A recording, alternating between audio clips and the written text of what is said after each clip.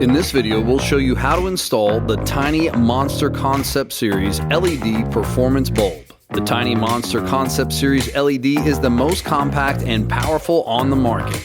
Designed to have the same dimension and shape of a stock bulb, Concept Series bulbs offer a guaranteed OEM quality fitment. Before you begin, know that you may need to remove the vehicle's grille and headlight housing.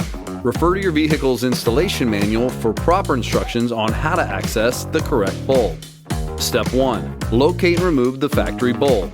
Some vehicles may have rubber or plastic dust caps that need to be removed first. Notice that this headlight has very limited space behind the dust covers. The Concept Series is sometimes the only LED replacement bulb that will fit here. Step 2. Insert the bulb. After it's locked inside the housing, check and make sure the LED diodes are set in the correct horizontal side-by-side orientation. Step 3. To adjust the angle of the diodes, locate the set screw on the collar of your bulb and loosen it with the provided Allen key.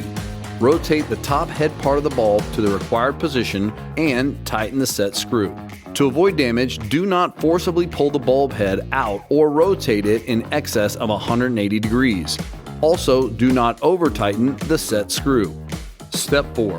Connect a decoder harness behind the LED bulb to fix issues like flickering or on-dash errors caused by CAN bus or pulse width modulation. To install the decoder harness, connect the decoder to the LED bulb, then plug the decoder into the factory harness. Step 5. Tuck and secure all wiring. If there's not enough space for the decoder harness inside the dust cover, we recommend drilling a 1-inch hole on the dust cap to run the wires outside. Leave the decoder harness in the engine bay and seal the dust cover tightly with the built-in rubber grommet. Step 6. Test your new Concept LED light.